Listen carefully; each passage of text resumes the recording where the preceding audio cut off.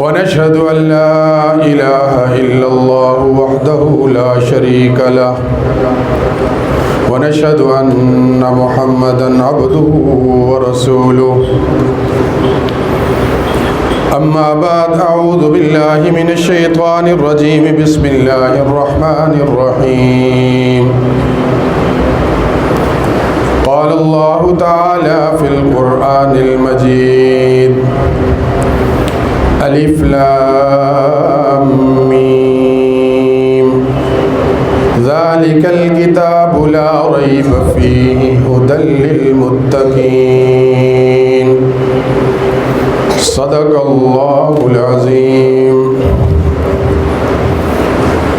اللهم صل على محمد وعلى آل محمد كما صليت على إبراهيم وعلى آل إبراهيم في العالمين إنك حميد مجيد اللهم بارك على محمد وعلى آل محمد كما باركت على إبراهيم وعلى آل إبراهيم في العالمين إنك حميد مجيد. ایک دفعہ بآواز بلند درود پاک پڑھ لیں.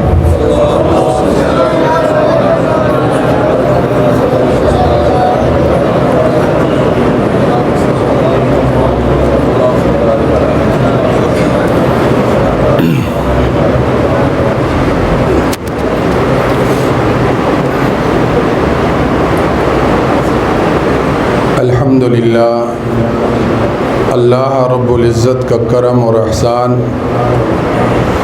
کہ اس نے مجھے اور آپ کو اس بابرکت محفل میں بیٹھنے کی توفیق عطا فرمائی.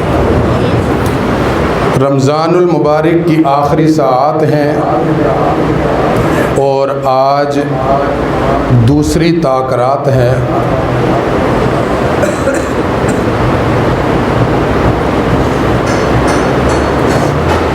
اور اتفاق کی بات یہ ہے کہ تاک رات بھی ہے اور جمعرات بھی ہے. محدثین کا ایک بہت بڑا گروہ اس بات کا قائل ہے کہ جب جمعرات اور تاک رات اکٹھے ہو جائیں تو یقیناً یہی تاک رات ہو سکتی ہے. ان کے اپنے دلائل ہیں. اس کی ایکو بند کر دو. لیکن ایک تو تاک رات کے اعتبار سے اللہ نے اس رات کو اہمیت دے دی اور دوسرا جمعرات کے اعتبار سے اللہ نے اس رات کو اہمیت دی. تو اس اعتبار سے اگر میں اور آپ طلب کا دامن پھیلا کے بیٹھیں تو رب کی ذات سے امید ہے کہ آج خالی ہاتھ نہیں جائیں گے. اور طلب کا ہاتھ اس طرح بٹھانا ہے, اس طرح پھیلانا ہے کہ ہم سارے کے سارے گناہگار ایک حاکم اعلیٰ کی عدالت میں بیٹھے ہوئے ہیں اور وہ ہمارے لیے فیصلہ کرنے والا ہے. ہم ملزم بھی ہیں, مجرم بھی ہیں اور عدالت میں بیٹھے ہیں. کوئی پتہ نہیں کسی وقت ہمارے بارے میں کیا فیصلہ ہو جائے. اس نیت کے ساتھ جب ہم بیٹھیں گے اور دل میں ایک خوف اور ایک امید رکھ کے بیٹھیں گے تو رب العالمین کے دربار سے امید ہے کہ اللہ رب العزت ہمارے لیے خیر کے فیصلے فرمائے. تو دل کھول کے بیٹھیں گے. میں چاہتا ہوں کہ مختصر سے وقت میں تھوڑا سا قرآن سنا دوں آپ. کچھ وقت ہم قرآن کی تلاوت کر لیں کیونکہ اللہ کہتا ہے کہ جو رمضان میں قرآن کی تلاوت کرے گا اس کے لیے خیر و برکات کے درجات عام دنوں سے زیادہ ہو جائیں گے. کیوں کہ شہر رمضان الذی انزل فیہ القرآن, یہ مہینہ وہ ہے جس میں ہم نے قرآن کو نازل کیا. تو جو نزول کا وقت ہے، جو نزول کا مہینہ ہے، جب اس میں اس بات کا ذکر کثرت سے کیا جائے تو رب کی طرف سے خیر بھی کثرت سے آتی ہے۔ تو ایک تو دل کھول کر امید اور ایمان کے ساتھ رب کے دربار میں بیٹھنا ہے اور اپنے آپ کو گناہگار بنا کے بیٹھنا ہے، تاکہ ہمارے دل کی آواز جب نکلے تو رب کے ہاں مقبول ہو جائے۔ میں نے آپ کے سامنے قرآن مجید کی سورہ بقرہ کی پہلی آیت تلاوت کی کہ الف لام میم ذالک الکتاب لا ریب فیہ۔ یہ مقدمہ اللہ نے بیان کیا کہ یہ جو کتاب قرآن مجید ہے، اس کے بارے میں سب سے پہلا عقیدہ یہ رکھ لو کہ لا ریب فیہ، اس میں شک نہیں ہے، اس میں شک، یہ پہلا عقیدہ۔ اگر دل کے کسی کونے میں یہ عقیدہ پایا گیا کہ یہ قرآن صحیح نہیں ہے تو اس قرآن کی ساری آیات کوئی فائدہ نہیں دینے والی، اس کا پڑھنا لغو ہو جائے گا۔ تو اللہ نے ابتدائیہ میں جو چیز سمجھا دی وہ یہ ہے کہ ذالک الکتاب لا ریب فیہ، اس کتاب قرآن مجید میں شک نہیں کرنا۔ کیوں؟ اس لیے کہ اگر اس میں شک کرنے کی کوشش کی تو نیک اعمال سارے کے سارے ضائع ہو جائیں گے۔ جب یہ مقدمہ سمجھ آ گیا تو پھر اللہ نے پہلا انعام رکھا اس کتاب کے اندر، وہ کیا ہے کہ ھدی للمتقین۔ اگر ایمان مضبوط ہو گیا اس بات کے اوپر کہ اس کتاب میں شک نہیں ہے تو یاد رکھو اب یہ ہدایت دے گی متقین کو۔ تو اگر میں یوں کہوں کہ اللہ نے جو قرآن نازل کیا وہ یہ کہتا ہے کہ اس کو پڑھو، اس کو سمجھو تاکہ متقی بن جاؤ، اس قرآن کو پڑھو، اس کو سمجھو تاکہ، تھوڑا سا بولیں گے، تاکہ متقی بن جاؤ۔ اب اللہ رب العزت ہم سوال کرتے ہیں کہ یہ ھدی للمتقین ذرا ہمیں کھول کے بتائیں کہ یہ ھدی للمتقین ہے کیا؟ تو سورہ اعراف میں اللہ رب العزت کہتے ہیں اوعجبتم ان جاءکم ذکر من ربکم علی رجل منکم لینذرکم۔ اوعجبتم، تعجب کیوں کر رہے ہو تم لوگ؟ یہ تعجب کس بات کے اوپر ہے کہ میں نے تمہارے ہی درمیان سے ایک شخص کو منتخب کر کے اس کو میں نے یہ کتاب دے دی۔ کیوں؟ اس لیے دی کہ تاکہ وہ تمہیں متقی بنا دے، وہ تمہیں متقی بنا دے، وہ تمہارے دل میں رب کی ایسی محبت ڈالے کہ تم تقوی والے بن جاؤ۔ اور منبر پہ بیٹھے ہوئے پیارے محمد جی صلی اللہ علیہ وسلم نے فرمایا کہ القرآن حجت لک، او بھائی یہ حجت ہے، یہ کل قیامت والے دن سب رب کے سامنے کھڑے ہو کے بات کرے گا کہ میں تو ان کو تقوی سمجھانے کے لیے آیا تھا، میں تو ان کو ہدایت کا پہلا اصول تقوی بیان کرنے کے لیے آیا تھا۔ میں ذرا اور پڑھتا ہوں، اللہ سے پوچھتا ہوں، اللہ رب العزت کیا کہتا ہے وَهَذَا كِتَابٌ أَنزَلْنَاهُ مُبَارَكٌ، یہ جو میں نے کتاب نازل کی نا یہ بڑی مبارک کتاب ہے۔ اللہ جی کیا کریں؟ اللہ کہتا فَاتَّبِعُوهُ، اس کی اتباع کرو۔ کیا کرو؟ اس کی اتباع کرو۔ جب اس کی اتباع کرو گے تو اللہ جی کیا ہوگا وَاتَّقُوا، تمہیں تقوی ملے گا۔ تمہیں کیا ملے گا؟ تقوی ملے گا۔ اللہ جی ذرا اور پوچھتے ہیں، اللہ کیا کہتا ہے وَهَذَا بَيَانٌ لِلنَّاسِ وَهُدًى وَمَوْعِظَةٌ لِلْمُتَّقِينَ، یہ جو کتاب ہے نا یہ ہدایت بھی ہے اور یہ نصیحت خاصہ ہے کس کے لیے؟ متقین کے لیے۔ کس کے لیے؟ متقین کے لیے۔ اللہ رب العزت نے اس قرآن مجید میں بار بار یہ بیان کیا کہ یہ رحمت ہے، یہ ہدایت ہے، کس کے لیے؟ متقین کے لیے۔ ھدی للمتقین، ہدایت دیتا ہے متقین کے لیے۔ اللہ جی تھوڑا اور بیان کرتے ہیں، پھر اللہ نے پیارے محمد جی صلی اللہ علیہ وسلم کو فرمایا فَإِنَّمَا يَسَّرْنَاهُ بِلِسَانِكَ لِتُبَشِّرَ بِهِ الْمُتَّقِينَ۔ محمد جی اس قرآن کو میں نے آپ کی زبان پر بہت آسان کر دیا ہے، اس لیے کہ اس سے خیر ہو جائے للمتقین، متقین کے لیے۔ لِتُبَشِّرَ بِهِ الْمُتَّقِينَ، میں نے اس قرآن کو تقوی والا لوگوں کے لیے مزین کر کے رکھ دیا۔ اللہ جی ذرا اور اس کو بیان کریں۔ اللہ کہتا ہے تِلْكَ مِنْ أَنْبَاءِ الْغَيْبِ نُوحِيهِ إِلَيْكَ، یہ جو میں نے ایک غیب والی چیز آپ کے اوپر وحی کی نا، یہ غیب والی چیز تھی نا، سامنے کسی نے دیکھی تھی قرآن مجید؟ نزل به الروح الامین علی قلبک، اللہ نے روح الامین کو بھیج کے محمد جی آپ کے سینے میں نے اتار دی۔ یہ جو غیب کی چیز ہے یہ میں نے اس لیے بیان کیا کہ تاکہ متقین اس سے خیر پائیں، تاکہ متقین اس سے خیر پائیں۔ اللہ جی تھوڑا اور اس کو بیان کریں۔ اللہ کہتا ہے وَقِيلَ لِلَّذِينَ اتَّقَوْا، ان لوگوں کے لیے جو اس سے تقوی اختیار کرتے ہیں۔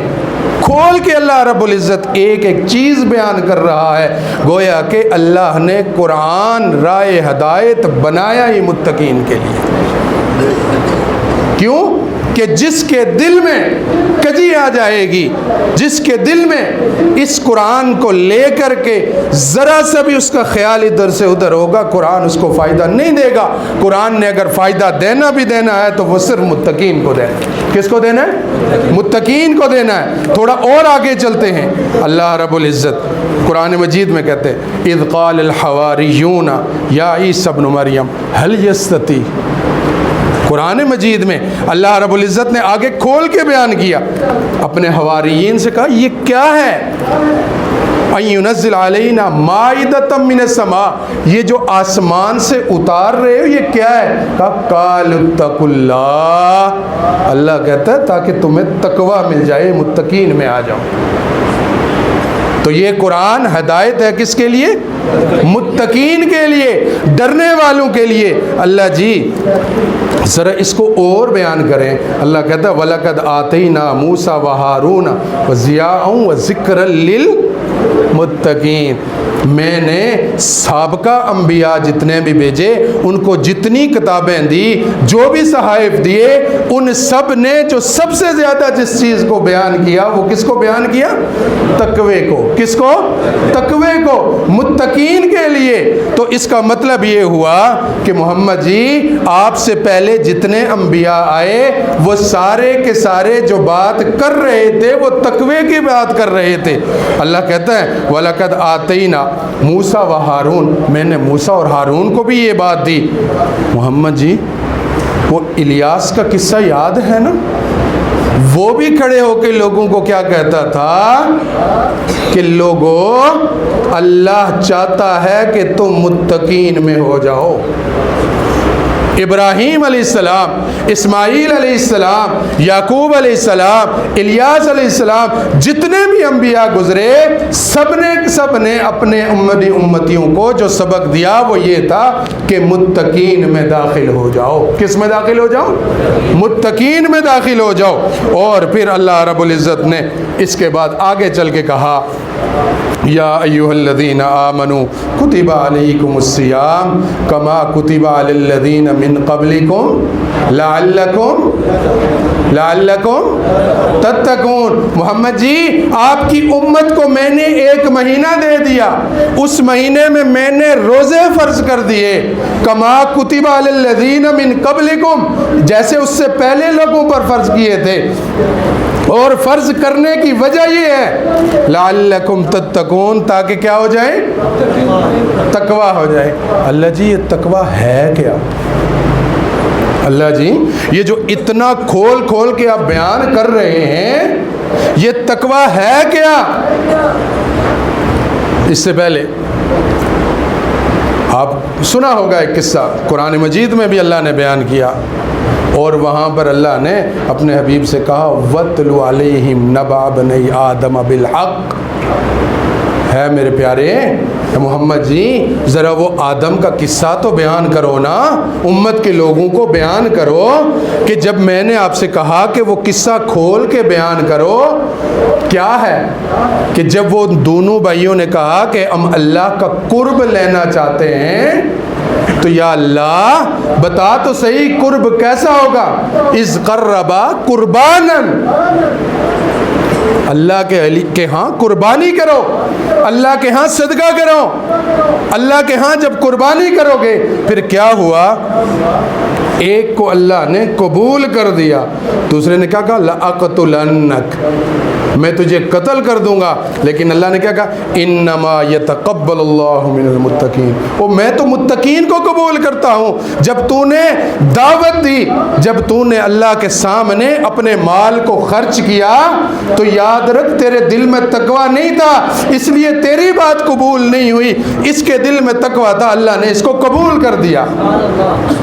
یمن سے کچھ لوگ آئے تو کہا گیا کہ بھائی اپنے راستے کے لیے کچھ خیر رکھ لو ساتھ، انہوں نے کہا ہم اللہ کے گھر جا رہے ہیں، وہاں کمی ہے کسی چیز کی؟ اب جب وہاں پہنچے اب ایمان میری طرح بہت کمزور تھا، کچھ بھی نہیں ملا، پریشان ہو گئے، تو وقت نبی نے کہا ہے بندگان خدا جب رب کے راستے میں نکلو تو اپنے لیے، بات سمجھنا بڑی بات کرنے لگا ہوں، اپنے لیے وَتَزَوَّدُوا، اپنے لیے زاد راہ لے کے نکلو۔ جب رب کے راستے میں بھی جا رہے ہو نا، خود جب جا رہے ہو تو وَتَزَوَّدُوا، اپنے ذات کے لیے تقویٰ نہیں مال لے کے جاؤ، لیکن جب رب کے پاس جاؤ تو رب کو مال کی ضرورت نہیں ہے۔ وَتَزَوَّدُوا فَإِنَّ خَيْرَ زَادِ التَّقْوَىٰ، رب کے پاس جب جاؤ تو سب سے بہترین زاد راہ کیا ہے؟ تقویٰ ہے۔ تو رب کے پاس جب جاؤ تو اس تقوی کو لے کے جاؤ۔ اللہ جی یہ تقویٰ ہے کیا؟ تو قرآن مجید میں اللہ نے کیا کہا؟ وَالشَّمْسِ وَضُحَاهَا وَالْقَمَرِ إِذَا تَلَاهَا، چلتے چلتے اللہ نے کیا کہا؟ فَأَلْهَمَهَا فُجُورَهَا وَتَقْوَاهَا، فَأَلْهَمَهَا فُجُورَهَا وَتَقْوَاهَا۔ محمد جی میں نے آپ کی امت کے لیے اب ایک راستہ بنا دیا، فَأَلْهَمَهَا، میں نے ان کے دل میں ڈال دیا، فُجُورَهَا وَتَقْوَاهَا، تقوی کو بھی اور فجور کو بھی۔ اب یہ دونوں چیزیں ان کے سامنے آ گئی۔ اب جب اس دنیاوی نحوست کو چھوڑیں گے تو اللہ رب العزت اس کو تقوی میں داخل کر دے گا، کیونکہ اللہ نے خیر اور شر کو بنا کر، برائی اور اچھائی کو بنا کر دونوں کو سامنے رکھ کے اب انسان کو کہہ دیا کہ تیری مرضی تو اس طرف جا یا تو اس طرف جا۔ فَأَلْهَمَهَا فُجُورَهَا وَتَقْوَاهَا، دونوں چیزیں اللہ جی نے سامنے کر دی، اور پھر اس کے بعد اللہ نے کہا انسان تیرے لیے ضروری یہ ہے کہ تو اپنی ذات کے اندر، تو اپنی ذات کے اندر سب سے بہترین جو چیز ہے وہ کیا ہے؟ اپنے لیے تقویٰ لے کے، کیا لے کے؟ اپنے لیے تقویٰ لے کے۔ اب آگے چل کے اللہ رب العزت کیا کہتا ہے؟ یا ایھا الذین آمنوا اتقوا اللہ حق تقاتہ ولا تموتن الا وانتم مسلمون۔ جب یہ بات بیان کی اللہ نے، اس کے بعد اللہ نے کہا واعتصموا بحبل اللہ جمیعا ولا تفرقوا واذکروا نعمت اللہ علیکم اذ کنتم اعداء فألف بین قلوبکم، میری اس نعمت کو یاد کرو کہ جس نے تمہارے دلوں میں محبت ڈال دی۔ اللہ جی آپ کی نعمتوں اور ان کی تقسیم کا طریقہ کار تو علیحدہ ہے۔ اللہ آپ نے تو خود کہا وَلَوْ بَسَطَ اللَّهُ الرِّزْقَ لِعِبَادِهِ لَبَغَوْا فِي الْأَرْضِ، اگر میں اس رزق کو کھلا چھوڑ دیتا تو زمین میں فساد کرتے۔ یا اللہ تیری نعمتیں تو ہیں، کھانا بھی نعمت، پینا بھی نعمت، صحت، ایمان، عافیت، ہر چیز تیری نعمت ہے، لیکن اللہ تقسیم ہے، کوئی امیر ہے، کوئی غریب ہے، کوئی اونچا ہے، کوئی نیچا ہے۔ اللہ تیری کون سی نعمت ہے جس کی وجہ سے لوگ آپس میں بھائی بھائی بن گئے؟ تو ہمیں کہہ رہا ہے کہ وَاذْكُرُوا نِعْمَتَ اللَّهِ عَلَيْكُمْ، اللہ کی اس نعمت کو یاد کرو جو اللہ نے تم پر کی، فَأَلَّفَ بَيْنَ قُلُوبِكُمْ، اور میں نے تمہارے دلوں میں محبت ڈال دی۔ وہ کون سی نعمت ہے؟ مال کی نعمت تو نہیں، وہ تو کسی کے پاس ہے کسی کے پاس نہیں۔ اللہ جی کوئی تو بیمار ہے کوئی صحت مند ہے، یہ تو سب کے پاس نہیں ہے، سارے امیر نہیں ہیں، سارے غریب نہیں ہیں، کسی کے پاس گھر ہے کسی کے پاس گھر نہیں ہے۔ تو یا اللہ جس کے پاس گھر نہیں ہے وہ گھر کی نعمت کو کیسے یاد کرے گا؟ یا اللہ جو بیمار ہے وہ صحت کی نعمت کو کیسے یاد کرے گا؟ یا اللہ جس کے پاس پیسے نہیں ہیں وہ تو نے پیسے والی نعمت کو وہ کیسے یاد کرے گا؟ تو پھر کیسے، وہ کون سی نعمت ہے کہ فَأَلَّفَ بَيْنَ قُلُوبِكُمْ، تو کہہ رہا ہے کہ تمہارے دلوں میں میں نے محبت ڈال دی، اس نعمت کو یاد کرو۔ بنتا ہے نا یہ بات کہ اللہ کہتا ہے وَاذْكُرُوا نِعْمَتَ اللَّهِ عَلَيْكُمْ، میری اس نعمت کو یاد کرو جو میں نے تم پر کی۔ قرآن سے پوچھتے ہیں کہ قرآن وہ کون سی نعمت ہے جس کے بارے میں اللہ نے مجھے اور آپ کو کہا کہ اس نعمتوں کو یاد کرو؟ جب تم پانی پلانے پہ جھگڑتے تھے، جب گھوڑے دوڑانے پہ جھگڑتے تھے، جب ایک دوسرے کے مال و متاع کو دیکھ کے جھگڑتے تھے، سالوں سالوں قبائل ایک دوسرے کے ساتھ جڑتے تھے، آخر وجہ کیا ہوئی کہ تم دونوں سارے کے سارے ایک دم سے آپس میں بھائی بن گئے؟ وہ کون سی نعمت ہے؟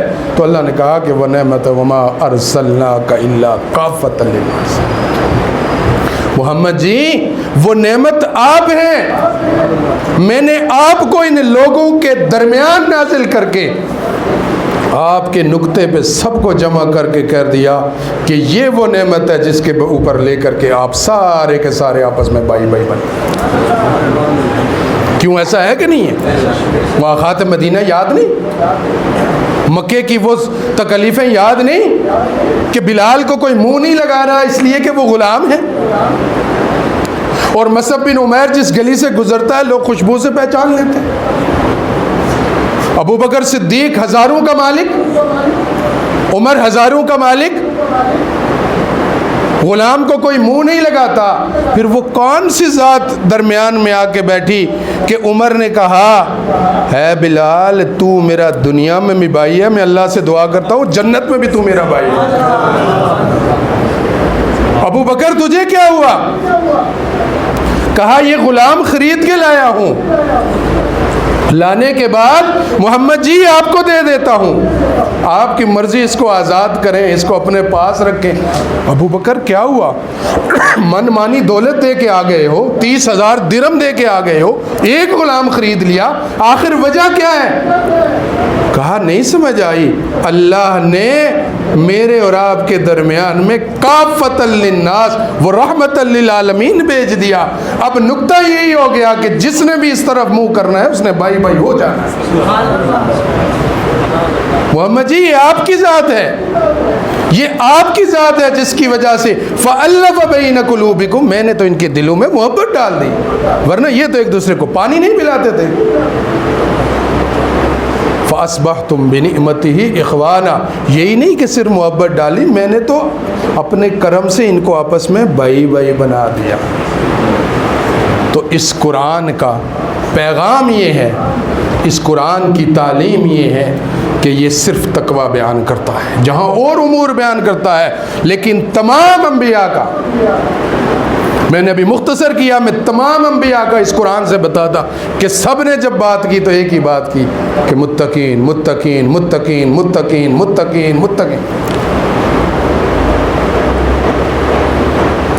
تو اللہ رب العزت نے اس قرآن کو کھول کر کے بیان کیا، اور فائدہ بھی اسی کو ملے گا جو تقوی اختیار کرے گا۔ تقوی کے لیے آخری بات یہ ہے کہ وہ چیز تقوی کی سب سے بہترین چیز وہ ہے وَالْإِثْمُ مَا حَاكَ فِي صَدْرِكَ، وہ برائی جو تیرے دل کو اندر سے نچوڑتی رہے اور تو یہ سوچتا رہے کہ میری یہ برائی اگر لوگوں کے سامنے آ گئی تو میرا کیا ہوگا، اور پھر ڈر ڈر کے رب کے سامنے جھک جھک کے جب روتا رہے، جب تک روتا رہے گا تو کامیاب ہو جائے گا۔ محمد جی کوئی ذرا اس کے بارے میں مثال تو ہمیں دیں۔ کہا وَذْكُرْ فِي الْكِتَابِ موسیٰ، ذرا موسیٰ کا ذکر تو پڑھو۔ موسیٰ اللہ جی بارش نہیں ہو رہی، سخت گرمی ہے، اللہ جی بارش عطا کر دیں۔ نہیں موسیٰ نہیں، بارش نہیں دے سکتا، تیری امت میں ایک ایسا شخص بھی موجود ہے جو انتہا درجے کا گناہ گار ہے، کل تم سب کو لے کے جا اور اس مجلس میں کھڑا ہو اور وہاں سے مجھ سے مانگ، جب مانگے گا تو میں کہوں گا تو نے اس گناہ گار کو کہنا کہ یہاں سے نکل جا، جب تک وہ یہاں سے نکلے گا نہیں میں بارش نہیں دوں گا۔ کون کہہ رہا ہے؟ اللہ کہہ رہا ہے وقت کے نبی موسیٰ علیہ السلام کو کہ موسیٰ بارش اس وقت تک نہیں ہو سکتی جب تک یہ گناہ گار تیری مجلس سے اٹھ کے نہیں جائے گا۔ موسیٰ علیہ السلام کھڑے ہو گئے، اللہ جی فرما رہے ہیں کہ اس مجلس میں ایک گناہ گار ہے، جب تک وہ اس مجلس سے اٹھ کے جائے گا نہیں بارش نہیں ہوگی۔ ہائے جب اس گناہ گار نے سوچا تو اس نے کہا گا وہیں سر نیچے کیا، دل کے آئینے میں بسی ہے تصویر یار، جو ذرا گردن جھکائی اور دیکھ لی، نیچے ہو کے کہا اللہ تو کہتا ہے میں ستار العیوب ہوں، اس ہزاروں کے مجمع سے اٹھ کے جاؤں گا، یا اللہ سب کے سامنے رسوا ہو جاؤں گا، نہ کر اللہ تو معاف کر دے، میں تجھ سے پناہ طلب کرتا ہوں۔ فوراً بارش ہو گئی، بات شروع ہوئی نہیں۔ اللہ نے کہا اللہ جی، موسیٰ کہنا اللہ جی نکلا بھی نہیں۔ کہا موسیٰ اس نے اندر ہی اندر سے ایسی تار میرے ساتھ فٹ کی کہ اب میں نے بارش اسی کی وجہ سے دی ہے، اب میں نے بارش اسی کی وجہ سے دی ہے۔ محمد جی اگر موسیٰ کے امتی کو یہ مقام مل سکتا ہے تو آپ کے ابو بکر کو کیوں نہیں مل سکتا، آپ کے عمر کو کیوں نہیں مل سکتا، آپ کے عثمان کو کیوں نہیں مل سکتا، آپ کے علی کو کیوں نہیں مل سکتا، آپ کے اشرف مشرا کو کیوں نہیں مل سکتا، آپ کے معاویہ بن ابی سفیان کو کیوں نہیں مل سکتا، آپ کے تابعین تبع تابعین کو یہ مقام کیوں نہیں مل سکتا؟ وہ تو موسیٰ کا امتی ہے اور آپ تو وہ ہیں کہ میں نے خود کہہ دیا الیوم اکملت لکم دینکم واتممت علیکم نعمتی۔ محمد جی شریعت بھی ختم کر دی، میں نے قرآن بھی پورا کر دیا، نہ اب قرآن آئے گا نہ شریعت آئے گی نہ احکامات آئیں گے، بس میں نے قرآن نازل کر دیا۔ جو اس تقوی کو اختیار کرے گا وہ دل کے آئینے میں بیٹھ کر اندر ہی اندر اپنے گناہ والی تصویر دیکھ کے جب آپ کی طرف مخاطب ہوگا، محمد جی اس کا کام میری طرف مخاطب ہونا ہے، بخشنا میرا کام ہے۔ کوئی بات ہی نہیں رہ جاتی کہ جب انسان رب کی طرف مخاطب ہو تو رب اس کو عطا نہ کرے۔ فَأَصْبَحْتُمْ بِنِعْمَتِي إِخْوَانًا، یاد کرو نا کہ میں نے کتنا بڑا کرم تمہیں کیا۔ اللہ جی ذرا پیارے محمد صلی اللہ علیہ وسلم کی زبان سے کچھ اور بھی بتا دینا، یاد کرو موسیٰ کو۔ موسیٰ جا رہے ہیں کوہ طور کی طرف رب سے بات کرنے کے لیے، موسیٰ کہاں جا رہے ہو؟ کہا رب سے بات کرنے جا رہا ہوں۔ کہا ایک بات میری طرف سے تو میرے اللہ کو کہہ دو، ایک بات میری طرف سے تو اللہ کو کہہ دو کہ اللہ جی تیری رحمتیں تیری برکتیں بے تہا برش رہی ہیں، اب میرے اندر اتنی طاقت نہیں رہی کہ میں ان سب کو سنبھال سکوں، تھوڑا سا رحمتوں کو کم کر دو، تھوڑا سا رحمتوں کو کم کر دو۔ موسیٰ علیہ السلام کو تعجب ہوا، کہنے لگے پاگل ہو گئے، تو جا کر کے یہ بات کیا نمانا چاہتا ہے کہ تجھ سے برکتیں اٹھا لی جائیں؟ موسیٰ علیہ السلام پہنچے رب کے پاس، اللہ جی وہ ایک بندہ مجھے یہ کہہ رہا تھا تو اس سے اوپر برکتیں تو اٹھا لیں۔ وہ کہہ رہا، اللہ نے کہا نہیں اٹھا سکتا۔ پوچھا کیوں اللہ؟ وہ تو کہہ رہا ہے، کہا اس لیے نہیں اٹھا سکتا کہ وہ شکر ہی بہت زیادہ کرتا ہے، وہ شکر ہی بہت زیادہ کرتا ہے، اٹھتا ہے بیٹھتا ہے چلتے پھرتے مجھے کہتا ہے اللہ تیرا شکر ہے، اللہ تیرا شکر ہے، نعمت آتی ہے شکر اختیار کرتا ہے، نعمت خرچ کرتا ہے تیرا شکر اختیار کرتا ہے، ہر وقت وہ میرے شکر میں کیسے اس سے رحمت اٹھا لوں؟ محمد جی آپ کا امتی جب مجھ سے مانگے گا میری رحمتوں پہ شکر کرے گا محمد جی میں اسے دیتا جاؤں گا. محمد جی کچھ اپنی بھی بتائیں, اپنی امتی کے بتائیں. آیا میرے پاس, ہاں بھائی تجھے اس کا بھائی بنا دیتا ہوں. کہا یا رسول اللہ جس کا بھی بنائیں, بس مجھے اجازت دیں نا میں ذرا آپ کا شکر ادا کروں. مدینے کے باغ میں جا کے پانچ کے کہا اللہ تیرا شکر ہے. ایک بھائی سے چند کھجوریں لی اور سائڈ پہ بیٹھ کے بیچنا شروع کر دی عبد الرحمن ابن عوف نے. اور پھر رات کو جب بک گئی تو ایک حصہ لا کر کے محمد عربی کے پاس رکھا اور دوسرے حصے سے اٹھا کے پھر خریداری کر لی. پھر دیکھتے ہی دیکھتے مدینے کے سب سے بڑے تاجر بن گئے. محمد جی ہوا کیا ہے, بیان تو کرو. کہا عبد الرحمن بن عوف جب گھر سے نکلتا تھا تو رب کا شکر ادا کرتے نکلتا تھا, رب کا شکر ادا کرتے نکلتا تھا. او اللہ کے بندو, آج بھی یہ قرآن میرے ہاتھ میں ممبر پہ بیٹھا ہوں, جس کے دل میں شکر آ گیا اللہ رب العزت اس کو کبھی ناکام نہیں کرتا. کیوں؟ اس لیے یہ نہیں. ایک اور بات یاد رکھنا, ہو سکتا ہے علماء مجھ سے اختلاف کریں, میں بالکل یہ نہیں کہتا کہ پوری راتوں کو ایسے اٹھا کے اللہ سے باتیں کروں. کوئی پتہ نہیں, کبھی یوں نیچے کر کے اللہ سے کہہ دو اللہ جی کرم کر دیں, شکر کر دیں, یا رحم کر دیں. اللہ جی میں شکر کرتا ہوں, آپ کرم کر دیں, مجھ پر اپنی رحمت کے دروازے کھول دیں. ہاتھ اٹھانے کی بھی ضرورت نہیں, یہاں سے ایسے نکلے گا کہ قبولیت کے سارے دروازے کھول ہو جائیں. کریں گے؟ رمضان کا مقصد کیا ہے, قرآن کا مقصد کیا ہے؟ متقین تقوی اختیار کریں, گناہوں سے بچنے کی کوشش کریں. والاسم ما حاک فی صدرک, وہ برائی جو آپ کے دل میں کھٹکے, بس جب برائی آپ کے دل میں کھٹکنا شروع ہو گئی تو سمجھ لو رب کا تقوی مل گیا. اللہ رب العزت مجھے اور آپ کو عمل کی توفیق عطا فرمائے. وآخر دعوانا الحمدللہ رب العالمین. لقد يسرنا القرآن للذكر فهل من مدكر